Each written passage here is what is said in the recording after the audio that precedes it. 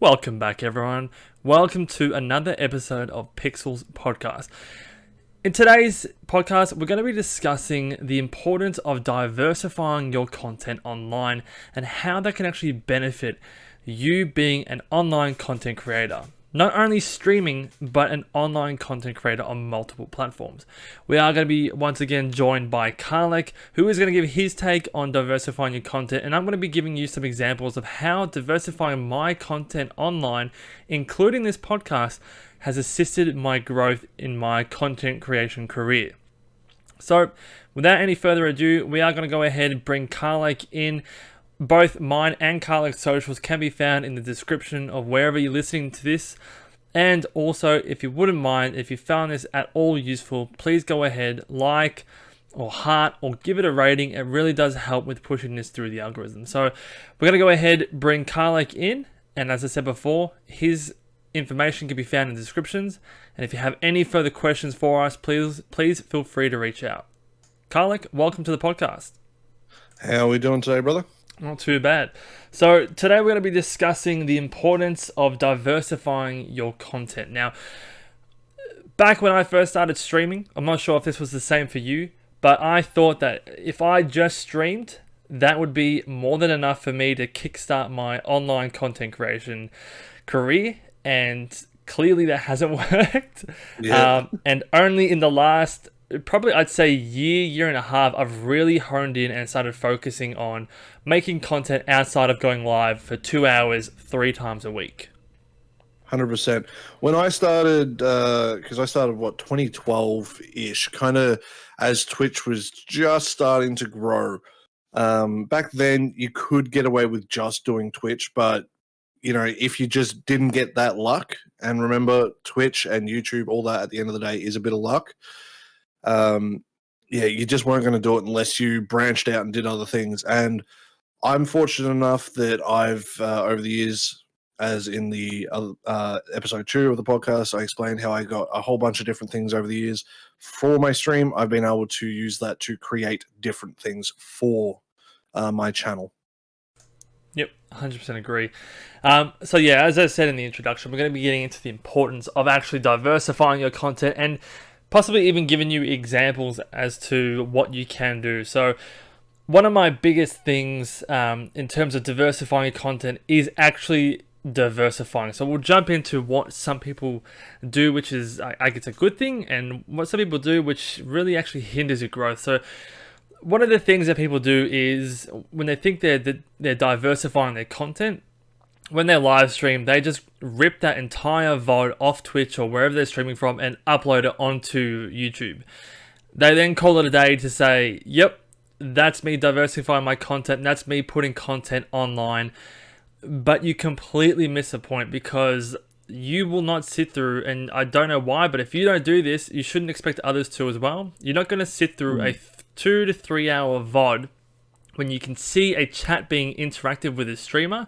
You're not going to watch someone else be interactive when you yourself can't be interactive. That defeats the entire purpose of watching a live stream. There is no point in that at all. It's the same, the best way, if you want to pull something like that, and I will say back in the day I was guilty of this, as a lot of streamers were when we were all beginning and figuring this out. The only way you can really get away with doing something like that is if you're like a speedrunner or doing like modded runs or things like that, where there is going to be some reviewing value to everyone, where it already hits kind of a broad range of viewers. So whereas if you do just your gameplay you've already done, if people didn't show up to the stream, why are they going to show up to watch a VOD on YouTube when they can just watch it on Twitch? If they don't know you on Twitch, they're not going to know you on YouTube. You're going to be stuck in the same boat. So it's really important to try, even if you only want to do gaming-related things, to do different types of gaming-related stuff. So what I've started doing, especially in the last probably 6 or so months, is I still use the content from my streams. However, what I've been doing is I've been writing down the times, when something eventful happens or something really funny happens or cringy or whatever. I mark it down in a notebook that's next to me, and I clip that at the end of my stream. I then get all these clips and put it together in a video. So that way you're not forcing people to sit through 2 hours of a stream. You're just getting the concise, funny moments as kind of like an appetizer to your online stream. Now, yeah, highlight videos are a fantastic way to get people to interact. Even if you're not the best editor, especially when it comes to thumbnails, as a certain individual back in the day, those good old MS Paint ones that hurt your eyes. You don't have to be, doing the clickbait stuff. You don't have to do all that if you don't want to. If you want to try it, it does work for a reason. But yeah, as Pixel said, go for the highlights. He said he writes things down. Do that. Get mods or friends of the stream to go through, or just sit there, rewatch, and don't be afraid to be a little critical. Don't be like too harsh on your own work, because we're all our own biggest critic. But go through and go, hey, I feel like I'm at my best when chat's kind of flowing. So if you've got a bit of a slow night, don't worry about it. Don't make it the end of the world. You go, okay, look, I didn't have optimal settings. You're in a live scenario, and live scenarios are much harder than a pre-recorded one where you can go back, re-record a line if you don't like it. Exactly. So right.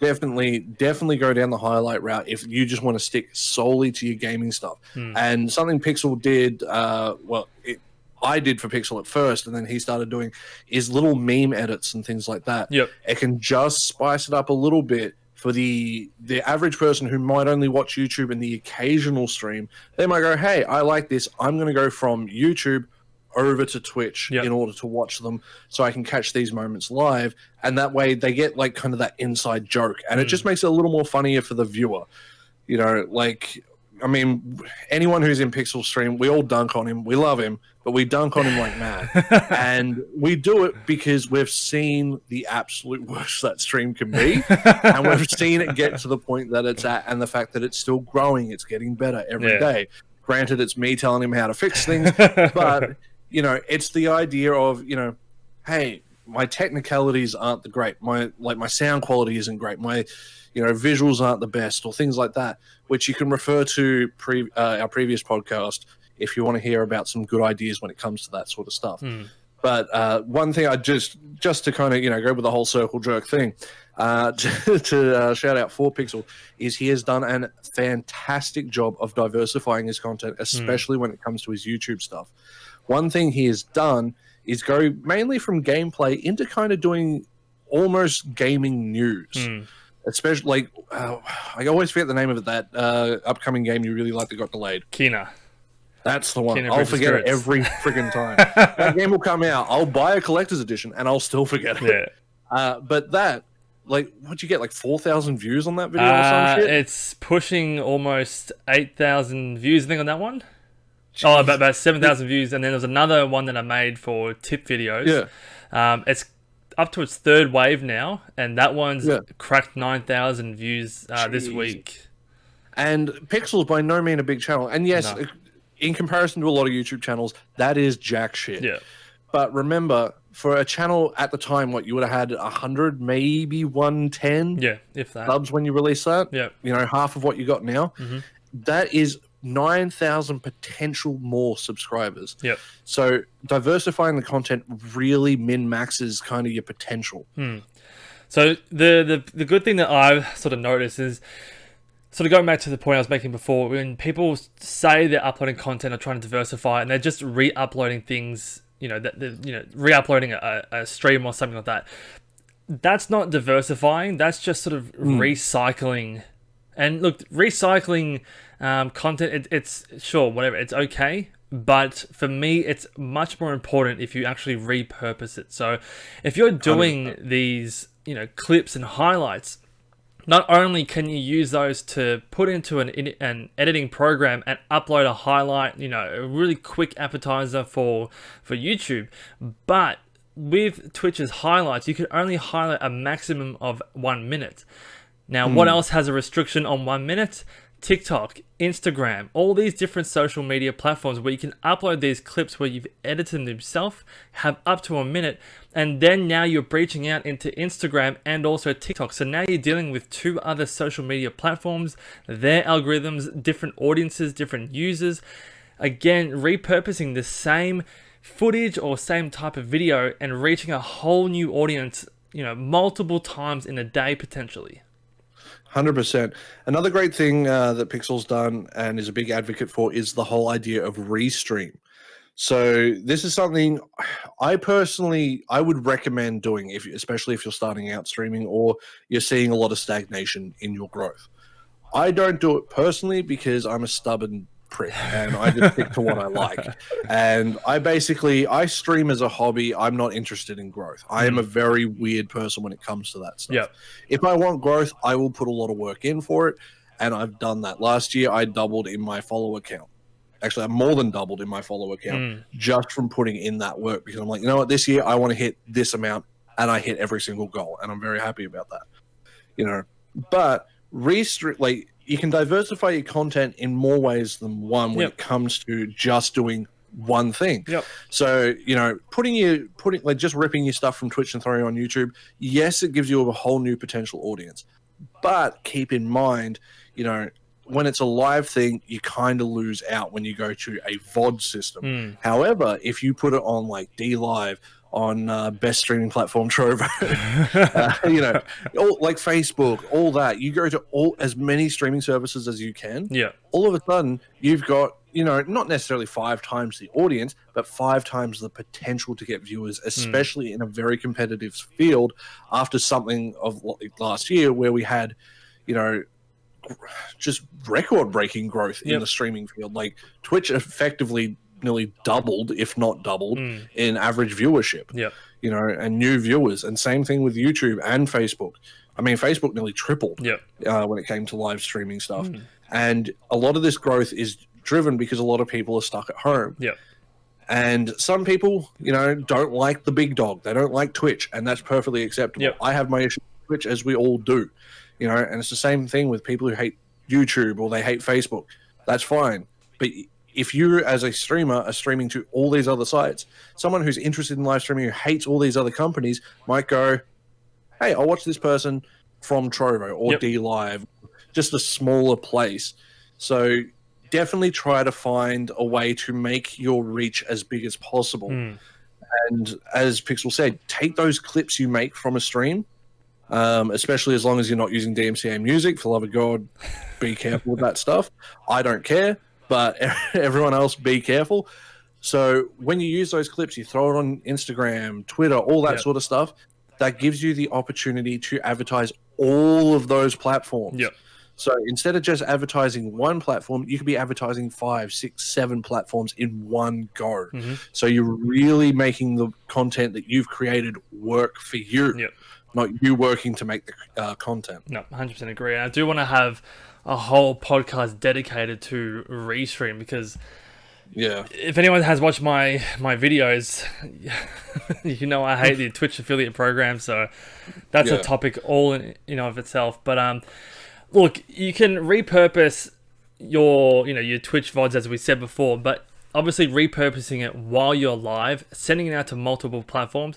It's all about putting yourself out there and getting as much exposure as possible. So whether you're doing this in a live sort of setting where you are restreaming to multiple platforms, or taking some footage and repurposing it to be a different type of video and then re-uploading it to YouTube, potentially, you could make a public page on Facebook, you could upload it to Twitter. All these things sort of feed into another. But I think a really, really important thing as well is, let's say you're focusing on making content on YouTube. For me, the content on YouTube needs to be valuable. I don't think people should stick to only sort of repurposing and re-editing stream highlights. You need to offer, because look, everyone's doing that. The content that you're making needs to be valuable to the people who are watching. So whether they're watching it because it's an awesome play or a really highly skilled play, or they're watching it because, it's a how-to, or it's something that offers a lot of information that no one is really talking about, or it could be a quick, like hack to get more viewers, or something like that. Something that's going to be valuable to the person's time and make them feel like they're not wasting it. Make them feel like 100%. They want to come back and re-watch another video in a similar fashion. To me, I think making consistent, let's say just for YouTube, you're making videos, have it be separate. Like, you know, you can still do your Twitch highlights, which I do not as regularly, but I still have a couple on the backlog in case, like, you know, I have a week where I don't make anything. But I think outside of that, you really need to make different content that is valuable to the people who are going to be watching it. So this is where I for those of you who don't know, I've got content everywhere. So I have two YouTube channels. My gaming one is gaming highlights. I have game reviews and some playthroughs. I also have gaming news, as Karlec has said before. I've also now started getting into, obviously I've had Twitch tips and streaming tips as well. And I'm also now getting into sort of movie and show reviews and discussions. I found this to be hugely successful because everyone has an opinion, especially on shows and movies that are brand new. Everyone wants to share their opinions. So if you can tap into that market, that's going to see your channel just skyrocket. Definitely. The ability to kind of, when you make this kind of content, you want the ability to kind of force engagement. Yep. And the easiest way to force engagement, to me, there's two ways. One is direct questions. And direct questions you can usually pose by giving your opinion and then asking people, what do you want? The second way is a little bit trickier to do. And that is to talk about something in such a way that gets people to want to contribute, you know, where you kind of deliberately leave certain things out that you're not, like, say you're not 100% on something. For example, I do a series on my YouTube channel called Hit or Quit, where it's first impressions. And I'll do games where I play them and I'll go, hey, do I like this? Do I not? I'm not too sure, you know, and then someone who's played the game might come in and go, hey, you know, you did, like, if you do this, this, and this, the game might be a bit more enjoyable. Yep. So you kind of want to learn to be able to talk in a way to bait the conversation. Yep. It's a very, very difficult thing to do. If you are just starting out, I reckon go for the direct questions. Yep. Try to force engagement. And that really gets any different kind of content you're doing. Even if you're doing just, like, for example, one of my favorite videos I've done of recent times was my Cyberpunk 100 hours in rant. Yeah, video. That was good. Yeah. Now, it's not a high production video by any means. It's just me playing the game for like 40 minutes talking shit. And while I'm just talking about it, it's not really scripted. It's me going off the top of my head. I kind of go, okay, well, I like this, I like this, I like this. I don't know if anyone else has had this problem. And when I say something like that, if anyone else has had this problem, that opens it up for someone to come in and say, oh, yeah, I've had that issue, or I haven't had that issue, but I've heard of other people having this problem. And you want to kind of try to really bait that sort of thing. It just sort of opens up the dialogue, creates a discussion. 100%. And that's what you want in your YouTube videos as well, because the algorithm will push your video up the more comments that you have. So they're looking at watch time, they're looking at likes, but more importantly, they're looking at engagement. So if you can get someone to, I guess, be baited into leaving a comment, you're opening up the discussion, you're having a dialogue with someone, this is what's going to be pushing your content up through YouTube's algorithm. 100%. And, like, the other thing you could really do is, like, to diversify your content. Say you like to play, you know, as I said, something like, actually, Doom's a great example for me. How many times have you seen me play through Doom? You know, over the years, whether it's, I'll play through Doom 1, Doom 2. I've done Doom 3 a couple times. Doom 2016 I've done about 4 times. And Doom Eternal I've done a couple times. Like, Doom is one of my all-time go-to absolute favorite games to play because it's just the pure gameplay. How can I diversify my content on it? So over the years, I've done, obviously, just my normal runs. I've done attempted speed runs. They haven't gone great because I'm crap at it. You know, but I've done stuff like that. I've done, you know, just a regular playthrough for YouTube. I've done a hardcore playthrough for way back in the day when I wanted to originally start doing YouTube, but the rendering times just took too long on my old computer, so I gave up because I want the highest quality picture I could personally get at the time. And then I've also done, I did a video when I first started, when I got my new computer. I did a Brutal Doom, like, modded version of the game. And then played through the entire first episode, and I added in a lot of memes and things like that, like fun edits. And it's a video I'm very proud of. It had like 130-something different clips in it when it came down to it. And I was very, very happy with it. But that's me going, okay, here's a game I adore, I love, and let me do a spin on it like 4 or 5 different ways. And if you're, say, I actually just watched a video today about a Spyro speedrunner who, I think like 4 or 5 years, he's been, slowly making his way up the ranks. He managed last year to get all the way up to third place. Jeez. And then this year he broke the world record by 13 seconds, which is just a massive smashing of the record. Yeah. And the guy is going, well, for 13 years, I did this, and this. I got all the way, not 13 years, sorry, like 4 or 5 years, I got all the way up to here. So I've beaten the world record. And now he's like, okay, I've done that. Now I'm moving on, still playing the same game, to a different category in that game to then try and beat that world record. And he's already on track to do it. I think he's like 30 seconds behind, and he's never really run the category before. But doing something like that, where it's like, okay, let me do that and make it more interesting. And like put challenges on your games, like say you want to play something like Skyrim. I've seen playthroughs where they use a fork, for the whole game, or they'll use like one weapon, or they can only use one ability. It's stupid, but it's really fun entertainment to watch. I've also like, seen... I know they can beat it, but like, why would you do this? So it's that morbid curiosity but you're repurposing the same game. For more than one use. I've seen people beat Dark Souls using a Guitar Hero controller? Dance Dance Revolution mat? The DDR one's my favorite I'm one. like, mate, and this is the thing, so, we were talking about, using footage and uploading it after the fact, but you can do this live. You can change it up and diversify your whole content, whether it's live or after the fact. There are things that you can do to make it interesting, to bring people in. You tell someone, I'm going to be playing Dark Souls on a Guitar Hero, what's the first thing that comes to mind? I want to fucking see this. Let's go. It's ridiculous. Let's see how far you can get.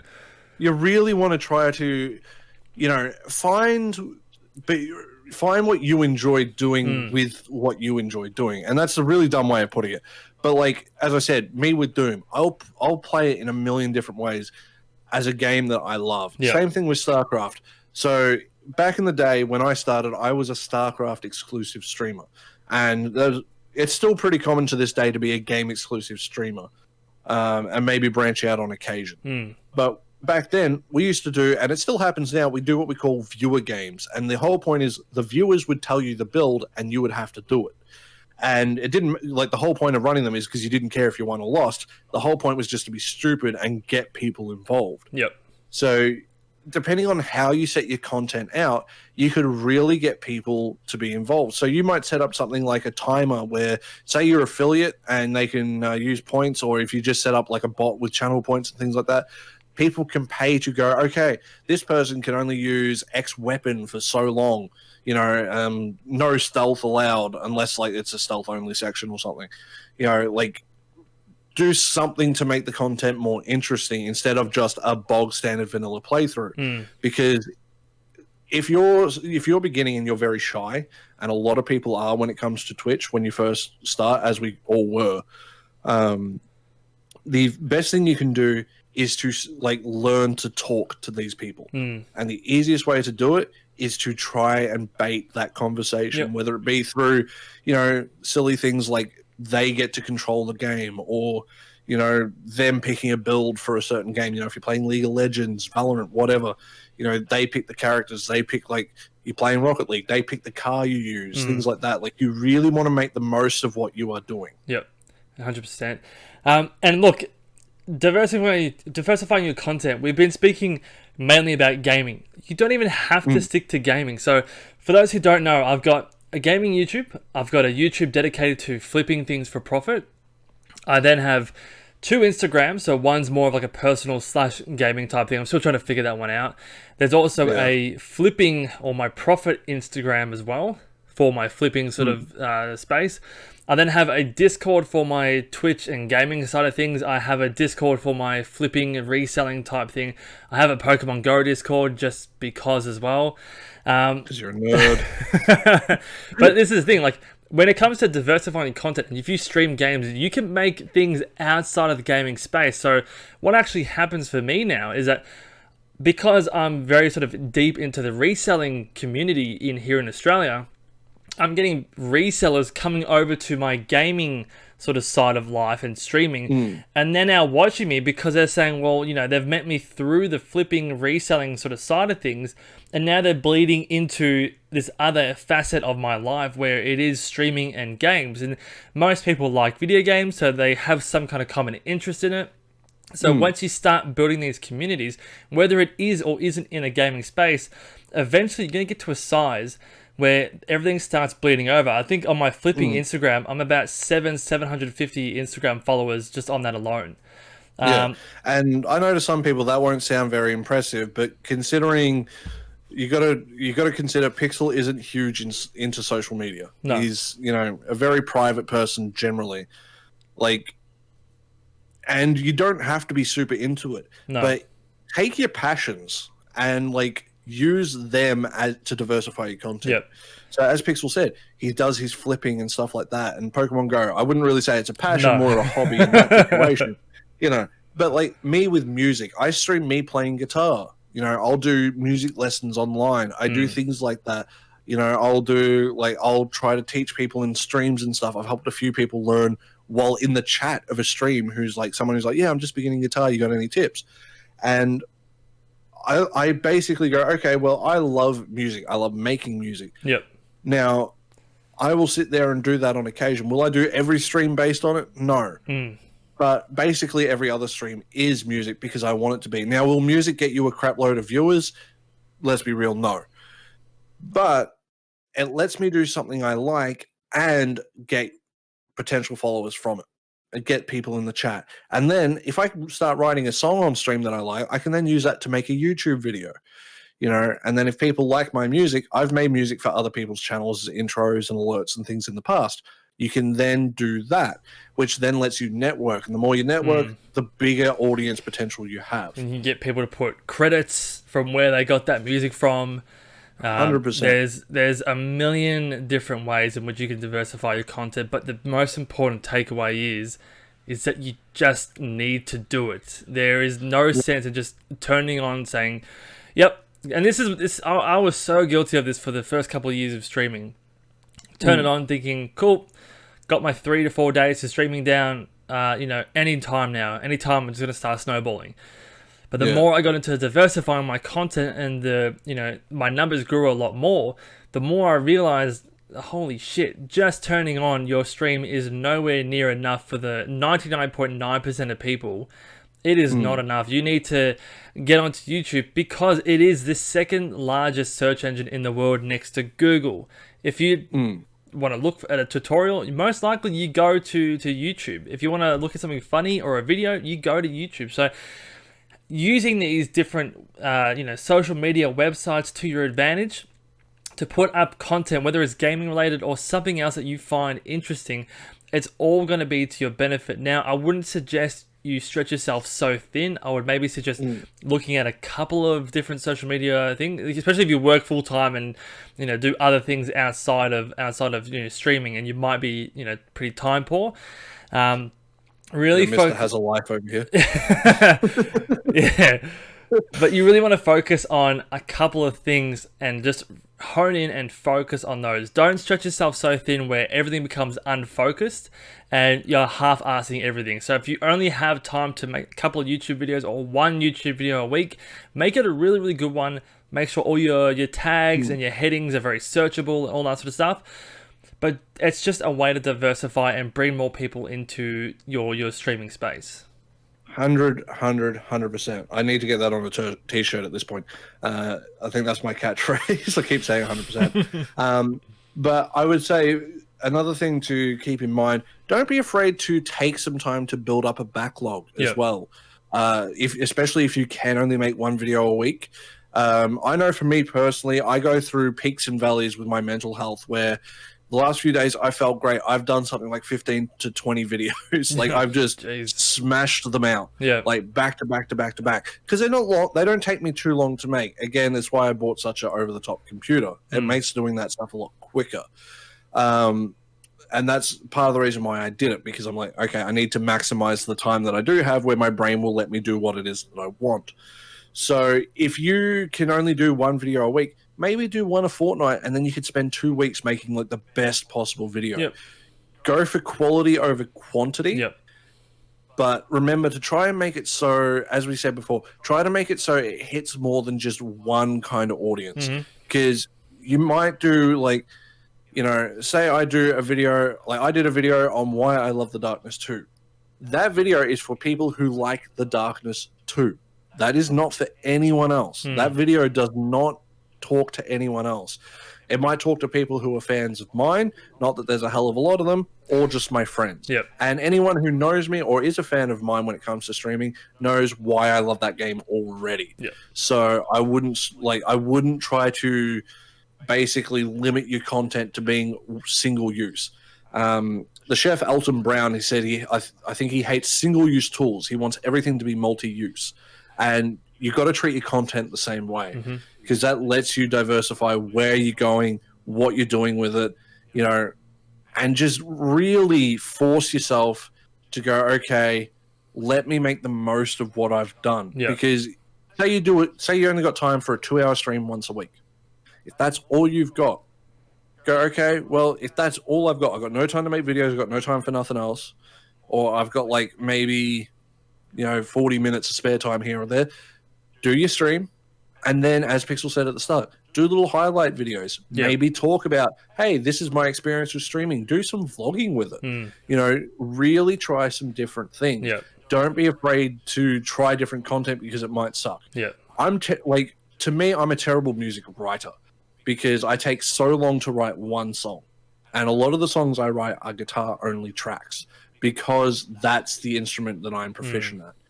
So does that mean that I'll never make piano songs or try to make anything orchestral or anything like that? No, I try them and you learn. Yep. You don't know until you try. And that's always our golden rule, is to just do it. Yep. As stupid as that saying is, it really is what you have to do. If you buckle down, you will get there. It just, it might take a very, very, very long time. Reality is, not many people will watch. Let's say if like someone's listening to this and they want to upload to YouTube, take it as a silver lining that chances are not many people will be watching your first few YouTube videos anyway. So take it as an opportunity to grow, to re-watch what you've put out there, and just try to improve on every single video from then on.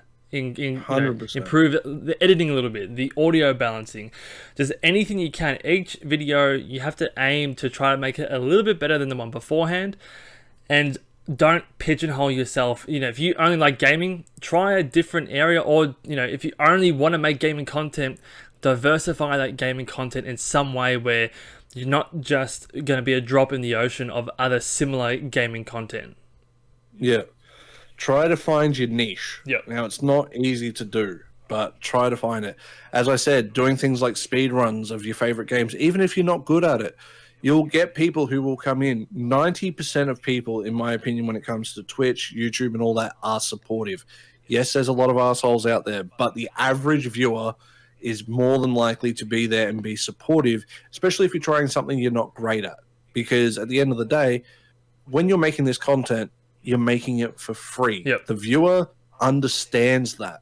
So as a viewer, I will sit there and be like, yeah, it might not be the best quality content, but they're trying their best. We joke about when Pixel started how bad the stream was, but let's be real. It was a dumpster fire in terms of quality. It was. It was not good. It was really rough to watch. But what kept it going was the fact he didn't give up. And, he took every bit of advice that we in the chat gave him. Mainly me at first, until others started coming along being able to help as well. Just to pat myself on the back just a little more. Might as well give myself a reach around at this point.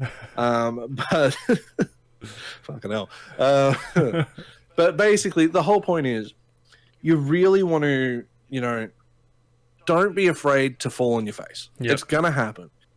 Try content you don't usually make. If you like music, make music. Yep. Whether it's on stream, whether it's just a quick little video for YouTube. Don't be afraid of failure. Yep. Because you don't know until you try. Yep. What's the saying? If you shoot for the moon and you miss, at least you'll end up in the stars. Yeah. Exactly right. Just pull your head out and just fucking do it. Yeah. The biggest success I've seen on my channel is as soon as I started making different kind of videos. The tip videos were wildly successful. These discussion videos are also successful. The reviews that I'm doing, successful. I, was sitting there like, oh, should I do a review? Everyone does reviews, who cares what I have to say? It's getting some of the most comments I've ever got. Some of the streaming videos, the tip videos, how to run an ad as an affiliate, or how to do something as, a whatever streamer. These searchable and, different kind of videos that I do normally, they are the most successful. So if I didn't diversify the topics and the videos that I actually make, I wouldn't have met some of the people that come to my channel. Some people have, come to me on YouTube saying, hey, I'm just coming from the video you made on this. I really appreciate that, blah, blah, blah. So yeah, I've seen that a few times. Regardless of what you're making, if you're putting content of value out, regardless of where it is or what it is, people will come to your streams and actually tell you they appreciate the content. They appreciate that it's helped them out in some way or capacity. And they're just way more inclined to just have this open dialogue with you and just sort of follow you wherever you are on the internet. 100%. And just to kind of clarify, because you might go, okay, how did these two meet when it comes to if we've known each other for so many years, right? I met Pixel because I saw a random retweet of. And I forget exactly what the tweet was, something along the lines of new Aussie streamer playing Breath of the Wild. Something along those lines, and it got retweeted by a bot. Yep. If he didn't put that out on Twitter, I never would have found him. Yep. And it's a simple thing like that. Yep. You don't have to tweet every time you go live. You don't even have to use Twitter religiously. No. I think Twitter is a garbage platform, to be honest. Lately it is. I use it to look at shit posts and maybe keep up with the news a little bit in terms of things that are going on. But I don't actively really use the site. It's the same with Facebook. I don't really care for it. I use it sparingly. And if you are full on into Twitter and all that, that's great. If you are, then you know how to work the system. If you don't be afraid to learn. Look at them, look at some videos, tutorials. Again, YouTube is a great resource. We know a bit. We don't know absolutely everything there is to know. And even the people on YouTube, like the quote-unquote experts, they might not know everything because these companies change their algorithms all the time when it comes to this stuff. But that just shows the different impact, like the impact one post on a different website can have. Yeah. So Twitter is not related at all to Twitch, but I made a post about my Twitch on that different website. It is a form of diversified content. It's a different, it's a status, or it's a tweet, whatever you want to call it. It's different content. Use the right hashtags, get it retweeted, and that's how you meet a few people that have come and are now regulars to the stream. So the impact of, changing up your content and getting involved in social media, it's massive. Yeah, it can make the world of difference, and it doesn't have to be anything too big. But since this is a bit of a shorter podcast, I want to actually ask one question before we get close to wrapping up. For you personally, if you had to give one bit of advice to someone starting out, or someone who's, as I said earlier, someone who might be kind of stagnant in their growth, what would be your number one tip to diversify their content? Say they are only streaming on Twitch and Twitch only. Yep. To diversify your content, first of all, my number one tip for anything is managing your expectations. Second tip is what we've already discussed, is as basic as it is, just give it a go. You are going to, the human mind is insanely good at coming up with just bullshit excuses. Even when I was, doing my gameplay, I said I didn't have time. You were right there saying, you have time, just make it, motherfucker. So I was like, okay. Yeah, I work, just a little bit of clarification on that. I work as, for those who should know by now, I used to work mostly as a music teacher, and I would always get the argument from students, I don't have time. Yeah. And that to me, I'm sorry for the language, I will swear a lot in this because it pissed me off so fucking much. They would always go, I didn't have time. I'm like, bitch, you went to school from 8 to 3. Yeah. right? You've You got woke time. up at 7. Okay, you didn't have time to practice in the morning. That's fair. You get home, you're not going to bed till 7, 8 o'clock. You know, if you're going to bed relatively early, that's 5 hours. Yep. 5 hours is a hell of a lot of time to find 5 minutes of practice. Yep. You know, and if someone goes to me, I don't have time, I always go, well, you know, is that really the case? Because you can always, even if it's a 5-minute video, you do a 5-minute video every couple days. Yep. That's content. It doesn't have to be amazing. Yep. You know, and if you want it to be a longer form video, work on it over a few days. It doesn't have to be a single day project. Learn to really work on something. Don't just go, okay, one and done. Yep. I need it done now.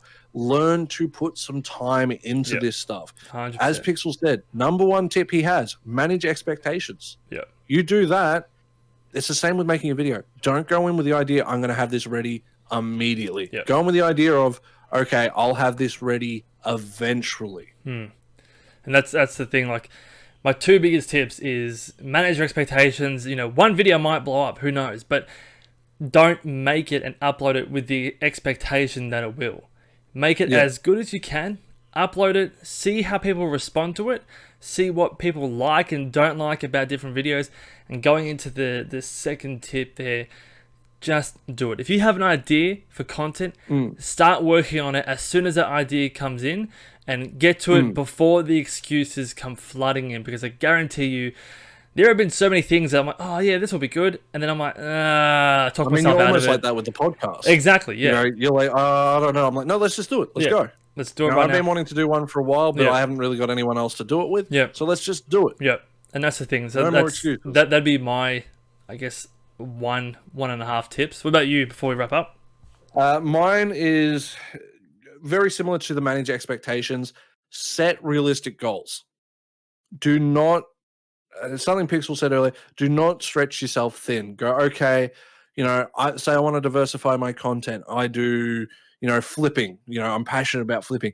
Maybe make one flipping video a week, you know, about your experience. Even if it's just like a little short vlog of, hey, I did this, and this today. Yep. You know, I'll let you guys know how the sales go next week. Yep. You know, things that you can do to kind of try to drive engagement, but don't assume that anything you make is going to get views. You as a creator are not owed views by a viewer, just like as you don't own the viewer jack shit. Yep.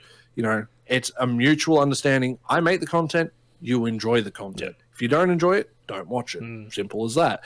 But don't go in with this idea of, I need to have X amount of followers, X amount of numbers by this day. Just go, okay, you know, first year, don't expect nothing. Yeah.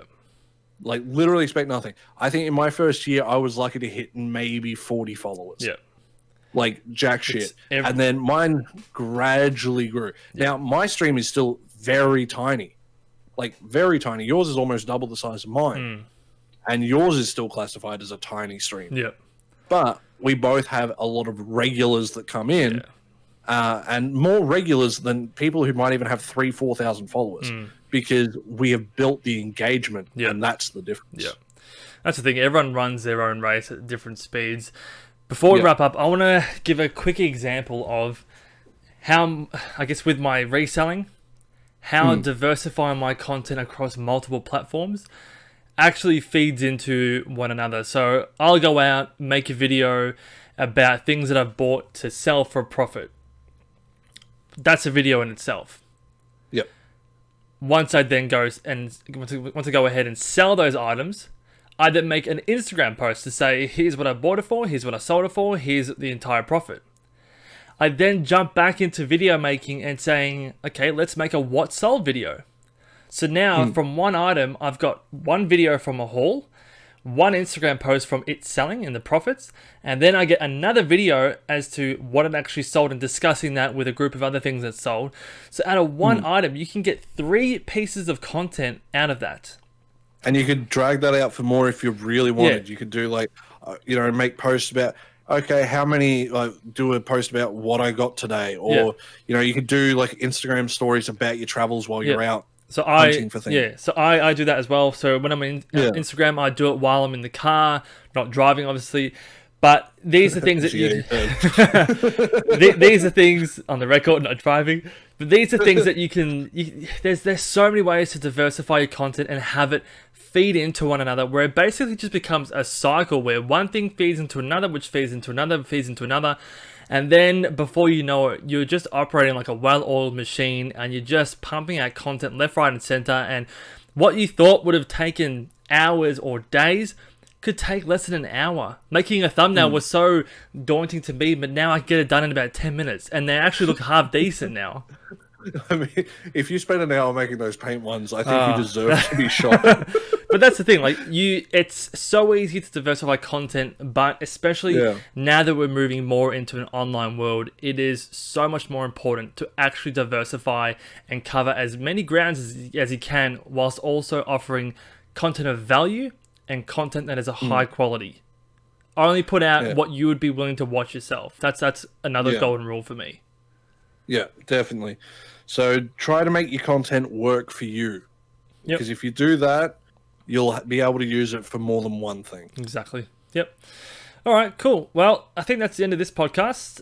Again, if anyone has any questions, please feel free to reach out. All our social links will be in the descriptions below. Feel free to join the Discord as well if you want to reach out to us directly. Karlec, where can we find you if we wanted to search for you? Twitch.tv/Karlec, onlyfans.com/Karlec. I'm going to make that joke at least 10 more times. Oh, God. YouTube/Karlec. Although I think it's actually something else. It's the picture of Moses Lack, because I decided to change everything, because sometimes I feel like doing that. And I feel like the picture of Moses Lack, it sums up how I look, to be honest. He is my spirit animal. And I can't even find it. I give up. I'm done. Stuff it. Do it live. Twitter/Karlec with an underscore at the end. Same thing with Instagram. But definitely join that Discord, because if you want to know, like, ask me or Pixel our opinions on any content you've made, we'd be more than happy to give our feedback. That's it. All right, guys. And if you are listening to this on any other platforms, please go ahead, give it a rating or a heart or a 5 stars, whatever it is on wherever you're listening or watching this to. Always appreciate it. And thank you for tuning in for another episode of Pixel's podcast. We'll see you in the next upload. Bye.